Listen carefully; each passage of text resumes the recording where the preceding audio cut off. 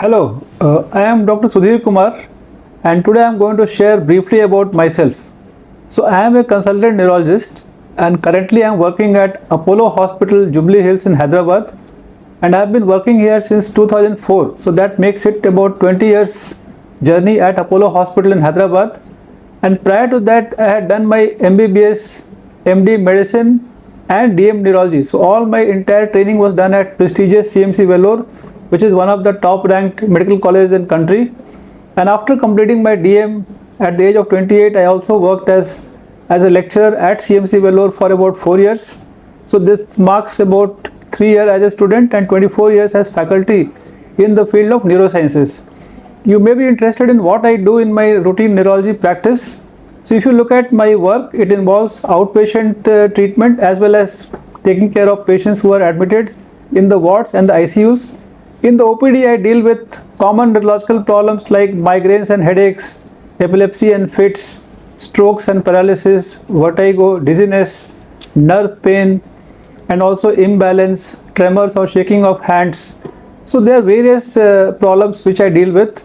And if you look at the ward patients or who come to emergencies, it is mainly acute paralytic attacks or strokes, sometimes repeated convulsions, brain fever, coma or unconscious states. So again, we have a good team in our hospital which takes care of acute cases. And then in addition to my patient work, I also take care of teaching. So we have postgraduate students in neurology. Every year we take 2 candidates. So teaching is my other passion. I like teaching postgraduate students in neurology and medicine. And then the third work is the research, which is also one of our duties to do research and advance the field of neurosciences and neurology. And one of the things that I like in neurology is that it is vast, but at the same time it is very rewarding, because when I treat patients and I see them get better, it's very happy feeling for me, and there is no greater reward than that.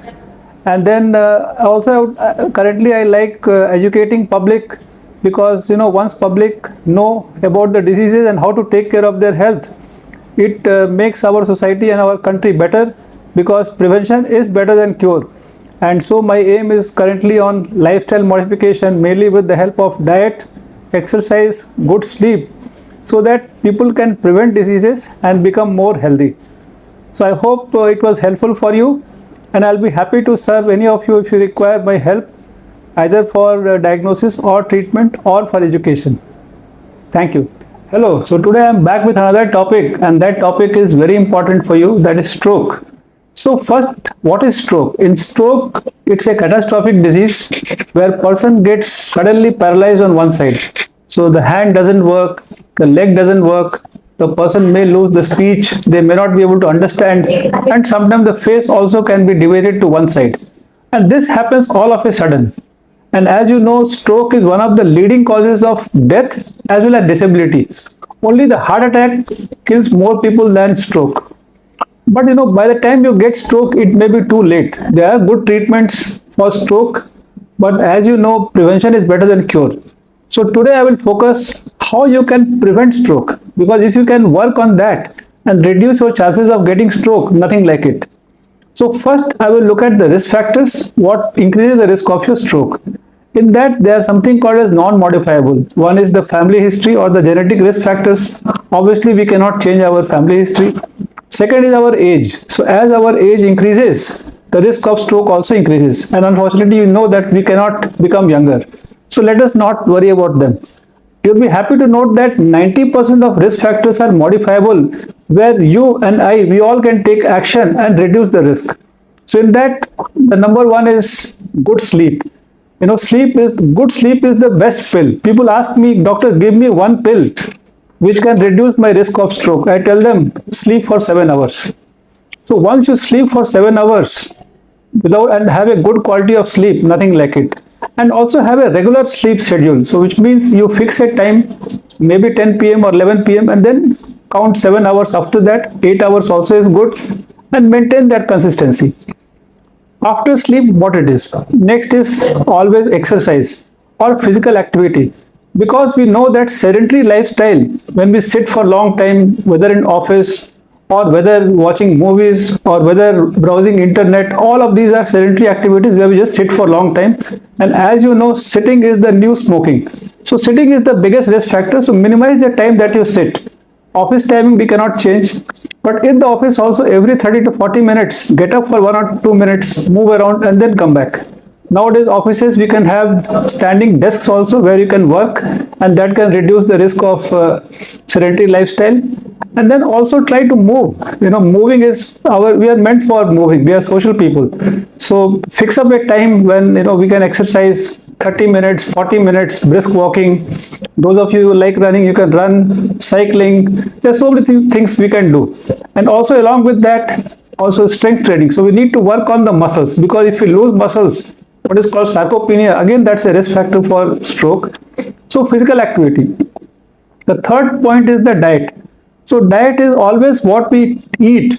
It has impact on many things, because the risk factors for stroke are commonest are diabetes, high cholesterol and high blood pressure. All these three things we can work on with a good diet. And good diet is nothing but taking lesser amount of carbohydrate and having good amount of protein in the diet.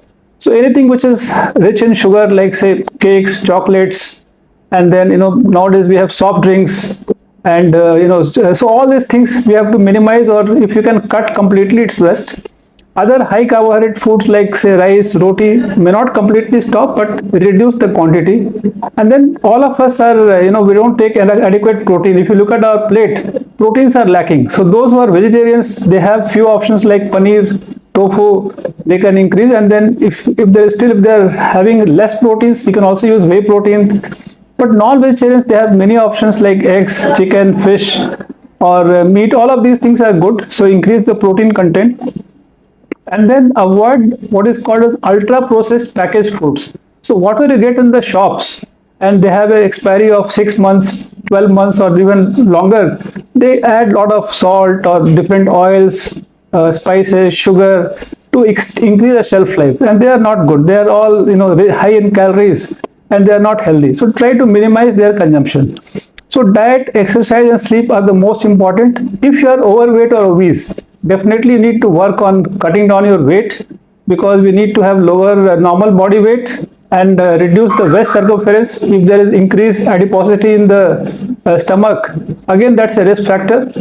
And then look at the cholesterol levels. So we need to maintain normal cholesterol levels, normal triglycerides, HDL should be also good. So once the lipid profile is good, again it's a good thing. Then two habits which are dangerous. One is smoking. Smoking, there is no role. All the effects of smoking are bad for the heart as well as brain. So anyone who's smoking should quit.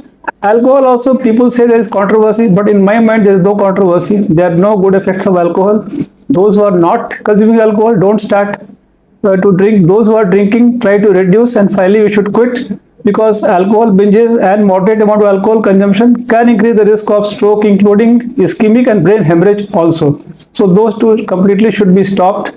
And then coming to, and also you should keep checking your risk factors, like check your blood sugar, blood pressure, cholesterol, because many of these things may not have any symptoms. Unless you get it tested, you may not know that you are suffering from these.